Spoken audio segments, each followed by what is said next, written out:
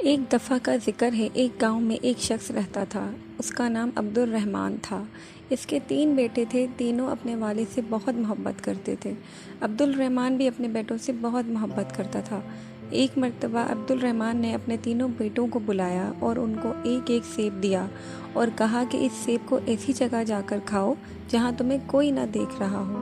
جو ایسا کرنے میں کامیاب ہو گیا میں اسے انعام دوں گا۔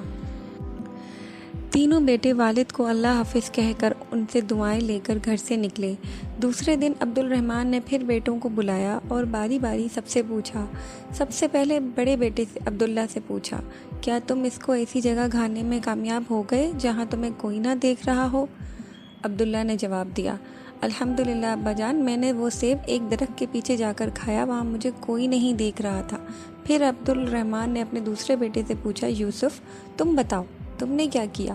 یوسف نے کہا، ابا جان، میں نے 2 سیب کمرے میں بند کر کے اندھیرا کر کے کھائے اور مجھے یقین ہے وہاں مجھے کوئی نہیں دیکھ رہا تھا۔ عبدالرحمن نے تیسرے بیٹے سے پوچھا، سلیم تم نے کیا کیا؟ سلیم نے کہا، ابا جان، میں نے کتاب اسماء الحسنی میں پڑھا ہے، اللہ کا ایک نام ہے البصیر، ہر ایک کو ہر حال میں دیکھنے والا۔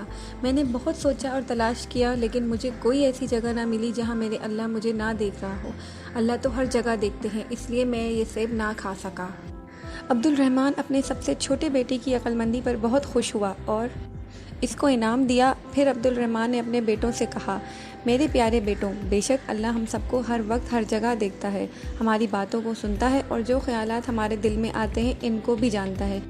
وہ علیم بذات الصدور یعنی دلوں کے چھپے ہوئے رازوں کو بھی جانتا ہے۔ اللہ کی نافرمانی سے ہر وقت بچو اور اللہ کے سارے احکامات پر عمل کرو جس پر اللہ تم سے راضی ہو جائے اور تمہیں دنیا میں راحت و سکون اطمینان عطا کرے اور مرنے کے بعد ہمیشہ ہمیشہ کے لیے جنت میں داخل کرے، جہاں انسان کو جو چاہے گا وہ ہو جائے گا، انسان کے دل میں جو چاہت ہوگی وہ پوری ہو جائے گی۔ اس لیے ہمیں چاہیے کہ اللہ کی نافرمانی سے بچیں اور ہمیشہ اللہ کی فرمانبردار بندے بن کے رہیں۔